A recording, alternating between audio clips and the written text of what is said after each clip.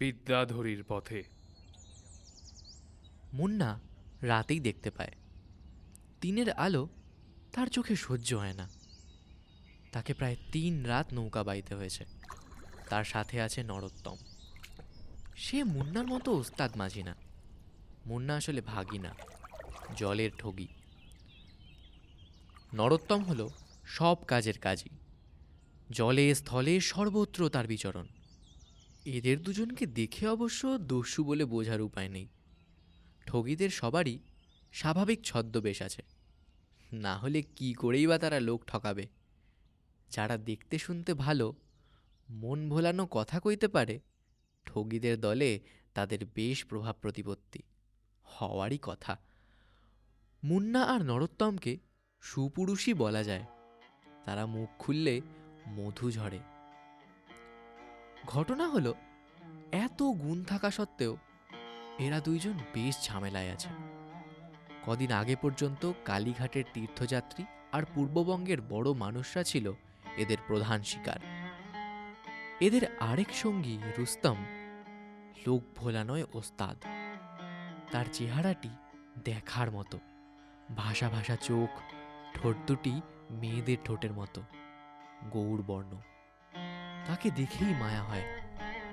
বিভিন্ন ছলছুতো করে সে যাত্রীবাহী নৌকায় উঠে পড়ত।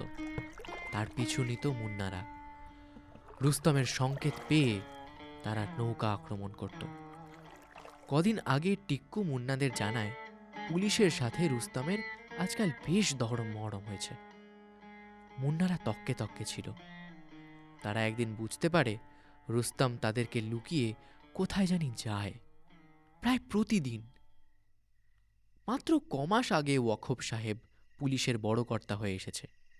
এরই মধ্যে সে বেশ জাল ছড়িয়েছে শহরের আনাচে কানাচে। রুস্তমটা তার জালে ধরা পড়েছে। ও এখন তার গুপ্তচর। না পালালে মুন্নাদের কপালে অশেষ দুঃখ ছিল। প্রথমে তারা কদিন উলু বেড়েতে গা ঢাকা দিয়েছিল। এসব গ্রাম্য ডেরা টিক্কুর হাতে তৈরি।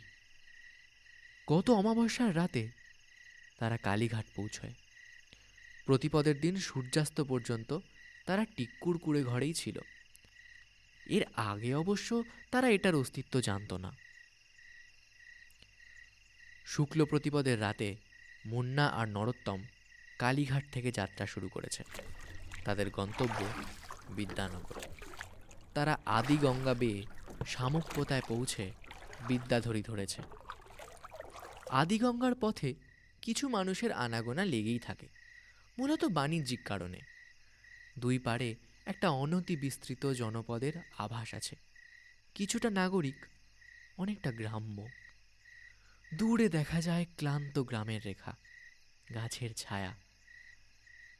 পথের গতি মোটামুটি সিধা সাদা, কিন্তু বিদ্যাধরী বড় জটিল। মুন্নারা আবার রাতেই নৌকা বায়, দিনে বিশ্রাম নেয় জলে জঙ্গলে। তাদের পথে কিছুটা জিজ্ঞাসাবাদ করতে হয়েছে। পথ নির্দেশ পেতে তেমন অসুবিধা হয়নি। রাতের নৌযাত্রীরা অনেকেই তাদের সমবৃত্তি। নৌকার আকৃতি আর গতি প্রকৃতি দেখেই তাদের চেনা যায়। তারা হাড়োয়া পৌঁছেছে গতকাল ভোর রাতে। জঙ্গলের মধ্যে তাদের নৌকা লুকিয়েছে। তারপর বনপথে কয়েক ক্রোশ হেঁটে চুন্নির জলায় পৌঁছেছে। কবছর আগে নরোত্তম একবার এসেছিল এখানে, পোদোর কাছে তালিম নিতে। তার কিছু কিছু মনে আছে। চুন্নির জলা তেমন বদলায়নি। এদিকেও বেশ ভালো রকম ঝামেলা পাকিয়ে উঠেছে। প্যাট সাহেব তো রাঘবকে জ্বালিয়ে খাচ্ছে কদিন ধরে। কয়দিনই বা হলো, এক পক্ষকাল মতো। সেদিন ফিরতি পথে সারাক্ষণ রাঘবকে লোকটা পুছতাছ করেছে ক্ষতটার বিষয়। রাঘব গল্প ভালোই বানাতে পারে। গল্প বানানো তার কাজের বেশ গুরুত্বপূর্ণ অংশ। কিন্তু তার গল্প সাহেব পুরোপুরি বিশ্বাস করেন। একজন সাধারণ কোচম্যানকে সেপাইরা কেন গুলি করতে যাবে? বলছে বটে চাণকের সেপাইদের একটা ঝামেলার মধ্যে সে না জেনে ঢুকে পড়েছিল। জুড়ি গাড়ি নিয়ে সেদিন নাকি গিয়েছিল সেখানে। কোনো এক বড় মানুষের সাথে। একবার বলছে সে লোকটাই ছিল দুর্বৃত্ত, আরেকবার বলছে ঝামেলা চলছিল রাজপথে। সাহেব জানে চাণকের সেপাইরা, শুধু চাণকের কেন, সারা হিন্দুস্তানে সেপাইরা একটা গোল পাকিয়েছে। দমদময় কোন শুয়ারের বাচ্চা তাদের বুঝিয়েছে এনফিল্ড প্যাটার্ন 1853 রাইফেলের কার্তুজে গরু আর শুয়োরের চর্বি লাগানো আছে। সেটা লোড করার সময় তার শেষাংশটা দাঁত দিয়ে ছিঁড়তে হয়। তখন নাকি হিন্দু মুসলমান দুই সম্প্রদায়ের সেপাইদের ধর্মনাশ হয়। নেটিভ সেপাইগুলো এত বড় গর্ধব যে তারা সে কথা বিশ্বাস করেছে, আবার সেটা নিয়ে শোরগোলও শুরু করেছে। কিন্তু এই ঝামেলাটা তো মাত্র কয়েকদিন আগে বেঁধেছে। 4-5 বছর আগে পরিবেশ মোটামুটি শান্তই ছিল। সাহেব আমিনগঞ্জ কুটিতে রাঘবের বিষয়ে জিজ্ঞাসাবাদ করেছে। কেউ তেমন কিছু বলতে পারেনি। বিদ্যানগরেও সে পুছতাছ করতে ছাড়েনি। সেখানেও কেউ রাঘবকে চেনে না। তার উপর সাহেব জানতে পেরেছে শালিকচড়া গ্রামের কোনো অস্তিত্ব নেই। এর মধ্যে টেইলর সাহেবের দূত কেলে মাইকেল 3 বার বিদ্যানগরে এসে প্যাট সাহেবের সাথে দেখা করেছে। সাহেবও বার দুয়েক গেছে আমিনগঞ্জ কুটিতে। সাহেব জানে না ভাদু নামে একটা ছোকরা তার উপর সর্বক্ষণ নজর রাখছে। কিন্তু কে জানে, হয়তো পুলিশের গোয়েন্দা বিদ্যানগরে আসতে পারে। গত কয়েক বছর ধরে এদের খুব দৌরাত্ম্য চলছে। ছদ্মবেশে এখানে ওখানে ঘোরাঘুরি করে, পিছু নিলে লোকের ভিড়ে মিশে যায়। রাঘব ভালো ঝামেলায় পড়েছে। বড় বড় দাড়ি গোঁফ রেখেছে, তবু তার বনশঙ্করীতলা থেকে বেরোনো বারণ। তাদের গ্রামের নাম কেমন করে যেন লোকের মুখে মুখে বনশঙ্করীতলা হয়ে গেছে। সাহেব রোজই খাওয়া দাওয়া করে পটাকে নিয়ে ঘুরতে বেরোয়। রাঘব আজ মুন্না আর নরোত্তমকে তার পিছনে লাগিয়ে দিয়েছে। তাদেরকে এখানে কেউ আগে দেখেনি। বিকেল তো হতে চলল, এতক্ষণে তারা বোধহয় ব্যাটাকে ধরে ফেলেছে। আজ ব্যাটার উচিত শিক্ষা হবে। বদমাস লালমুকোটার জন্য তারা সবাই বিপদে পড়তে পারে। শত্রু শেষ, রাখতে নেই। আগে সাহেব প্রায় রোজই হাঁটতে হাঁটতে ভোজরাজার ঢিবির দিকে যেত, আজকাল যায় না। সাহেব আর পটা কোনো এক অজানা কারণে ওই জায়গাটা এড়িয়ে চলছে। আজকাল তারা ঘোরাঘুরি করে নিতাইদের খেলার মাঠের আশেপাশে, বড়জোর বুড়ো বটতলা অবধি। তারপর গ্রামের সীমারেখা ঘেঁষে অগভীর বনের মধ্যে দিয়ে চলে যায় শাঁখারি পাড়ার দিকে। মুন্নারা সাহেবদের পিছু নিয়েছিল বেশ কিছুক্ষণ। তারা কৃতকার্য হলো বুড়ো বটতলায়। জায়গাটা পটের ঝুড়িতে অন্ধকার হয়ে থাকে সব সময়। এখনো বিকেল হয়নি, সূর্যদেব এখনো পূর্ণ প্রভাময়। তবুও এই জায়গাটায় তিনি প্রবেশ করতে পারছেন না। বেচারা সাহেব পটাকে সবেমাত্র বাইবেল পড়ানো শুরু করেছেন।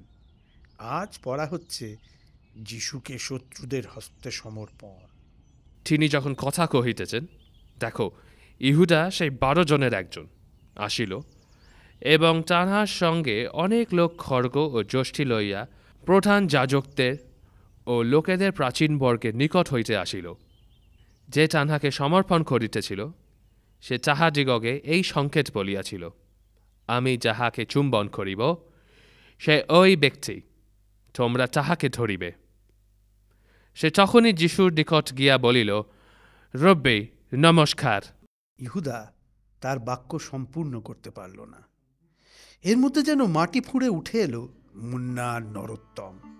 কালি ঝুলি মাখা ভয়ঙ্কর মুখ, হাতে তলোয়ার আর লাঠি।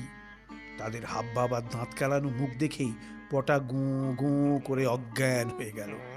নরোত্তম তার হাত পা বেঁধে ফেলল। সাহেব নিরস্ত্র, কিন্তু তিনি ভাঙলেন না। তীক্ষ্ণ দৃষ্টিতে চেয়ে রইলেন মুন্নার চোখের দিকে। অবশ্য লাভ হলো না।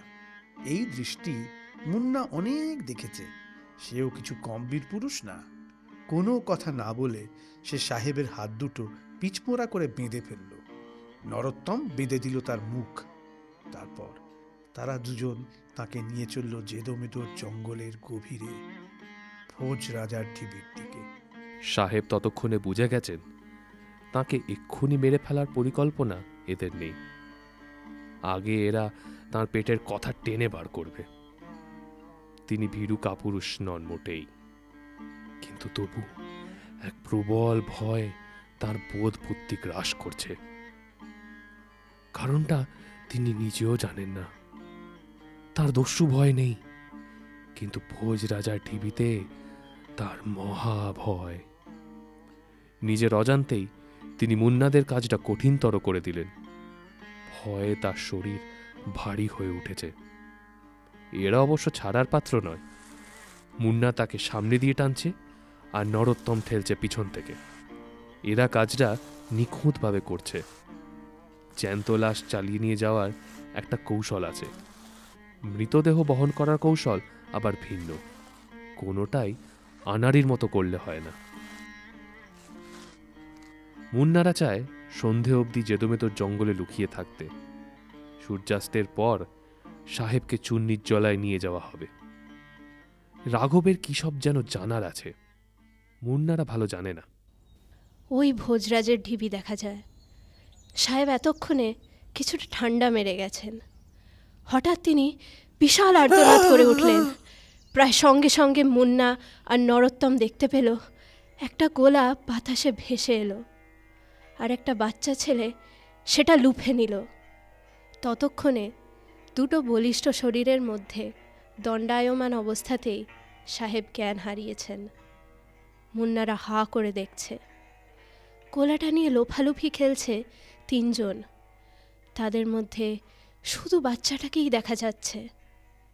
সাহেবের কথা ভুলে দুই কিংকর্তব্য বিমূঢ় দস্যু ছোটা শুরু করলো।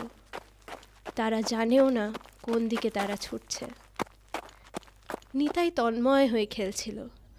বিরাট চিৎকার শুনে সে পিছন ফিরে দেখল দুটো লোক কোথায় যেন ছুটে পালালো। কাটা কলা গাছের মতো প্যাট সাহেব পড়ে গেল ঘাস জমিতে। সে আর তার অদৃশ্য সাথীদের পরামর্শ শুনতে রাজি নয়। সেও ছুট লাগালো তাদের খেলার মাঠের দিকে।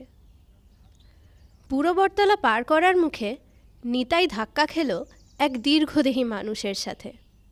তিনি গম্ভীর গলায় বললে উঠলেন, এই তুই কে রে?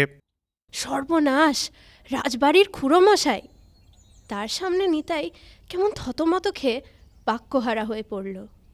তিনি আবার শুধলেন, কি রে, তোর বাড়ি কোন পাড়ায়? এবার নিতাই বলল, কর্মকার পাড়ায়। তিনি জিজ্ঞেস করলেন, বাপের নাম? নিতাই বহু কষ্টে বলল, কেষ্টপদ।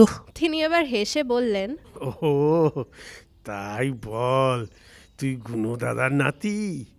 এটাই তোর কি কাজ রে? তখন নিতাই কিছুটা স্বাভাবিক হয়েছে।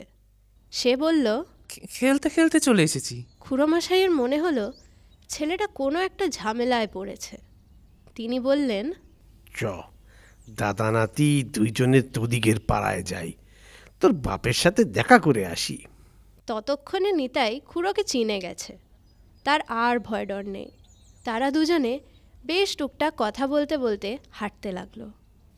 খুড়ো বিকেলে নিতাইদের ঘরে কিছুক্ষণ গল্পগাছা করলেন, তার বাপের কাজকর্ম দেখলেন। নিতাইয়ের মতিগতি কিছুটা রহস্যময়। খুড়ো এটুকু বুঝলেন ছেলেটার একটা ঘটনা আছে, আর এই ছেলে সাধারণ নয়। কথাবার্তা বলে তিনি সন্ধ্যার দিকে ধীর পদক্ষেপে রাজবাড়ি পৌঁছলেন। আজ প্রমথেশকে কথাটা বলতেই হবে। আগেও কয়েকবার তিনি বলার ব্যর্থ চেষ্টা করেছেন, আজ বলা যায়। খুড়ো খোঁজ নিয়ে জানলেন প্রমথেশ আছেন ওস্তাদজির ঘরে। তিনি সেখানেই গেলেন। উস্তাদজি তড়ি শেখাচ্ছেন। কোনো বন্দিশ না, শুধু নোম তোম আলাপ। তড়ির আরোহণ পথে সাধারণত পঞ্চম লাগে না, কিন্তু উস্তাদ মীর খুদাবক্স মাঝে মধ্যে সারে গা মা পা পরপর লাগাচ্ছেন। তীব্র মধ্যম আর কোমল ধৈবতের মাঝে পঞ্চমের ঈষৎ অনাকাঙ্ক্ষিত উপস্থিতির স্বাদ অন্যরকম, যেন সে এক গভীর বেদনা। খুড়োর চোখে জল এসে গেল। তিনি অজান্তেই নিজের বক্ষদেশ স্পর্শ করলেন। গণেশ শিখছে আলাপের সাথে সঙ্গত করা। সে বেচারা ভালো করে তড়ি উপভোগ করতে পারছে না। গান শেষ হওয়ার পর খুড়ো প্রমথেশকে বললেন, প্রেমরে, বিমুক্তেশ্বরে যাবি নাকি? একটা কথা তোরে কইতে চাই।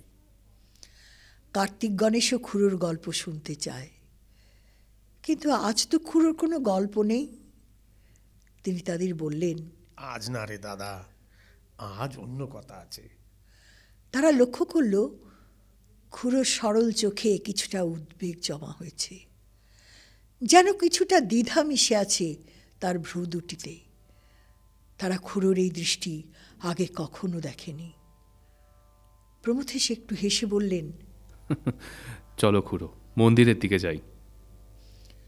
শুক্লপক্ষ শুরু হয়েছে মাত্র কদিন আগে।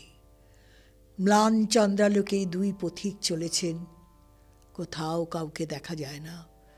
কৃষ্ণ তুলসী বনের কাছাকাছি পৌঁছে খুড়ো কথা শুরু করলেন। তারা ঘুর পথ ধরেছেন, মাঝে মধ্যে আবার থামছেন, কে জানে কেন। খুড়ো আজ বারবার পুরনো ইতিহাস টেনে আনছেন। রাজা হরিশ্চন্দ্র, শ্রীরূপ গোস্বামী, এসব তো প্রমথেশ জানেন। তবু মাঝে মাঝে তিনি একটা দুটো প্রশ্ন করছেন। খুড়োর গল্প বলার ভঙ্গিটি অতি লৌকিক। তার কণ্ঠে সব পুরাতন কথা নতুন হয়ে ওঠে। প্রমথেশের প্রশ্নের উত্তরে খুড়োর কাহিনী কিশোর বটবৃক্ষের মতো শাখা বিস্তার করছে। এর মধ্যে দেখা দিলেন বিমুক্তেশ্বর। খুড়ো আর প্রমথেশ দুজনেই দাঁড়ালেন তার সামনে। খুড়ো বেদসার শিবস্তোত্রের প্রথম দুটি শ্লোক গাইলেন। তারপর তারা আবার চলা শুরু করলেন। দুজনেই নির্বাক। অনেক অনেক দূর থেকে ভেসে আসছে চুন্নির জলার গম্ভীর পাখিদের ভুতুড়ে ডাক। শুধু কান পাতলেই তা শোনা যায়। পূর্ণার পাড়ে শেয়ালরা ডাকাডাকি শুরু করেছে। জলের মৃদু শব্দ শোনা যাচ্ছে। সব মিলে এক বিচিত্র সঙ্গীত। রাজার ঢিবিতে পৌঁছে খুড়ো কিছুটা দ্বিধাবিকৃত সুরে আবার গৌরচন্দ্রিকা শুরু করলেন। প্রেমো, বাপ, রাজা হরিশ্চন্দ্রের জীবনের একটা কথা। প্রমথেশ তার কথাটা কেটে বললেন, খুড়ো, হরিশ্চন্দ্র কি শেষমেশ শ্রীচৈতন্য মহাপ্রভুর দর্শন পেয়েছিলেন? এমন নয় যে প্রশ্নের উত্তর প্রমথেশ জানেন না। খুড়ো বুঝলেন প্রমথেশ কথা ঘোরাচ্ছেন। খুড়ো অনুনয় সুরে বললেন, কথাটা আমায় কইতে দে বাপ। প্রমথেশ শান্ত গম্ভীর গলায় বললেন, থাক না খুড়ো, কিছু কথা আন্ধারেই থেকে যাক, আমি শুনতে চাই নে। আমার কেমন মনে হয় তোমার কথাটা কয়ে ফেললেই তুমি আমাদিগরে ছেড়ে যাবে। তোমার এই গোপন কথাই তোমারে বেঁধে রেখেছে। থেকে যাও খুড়ো, যেও না।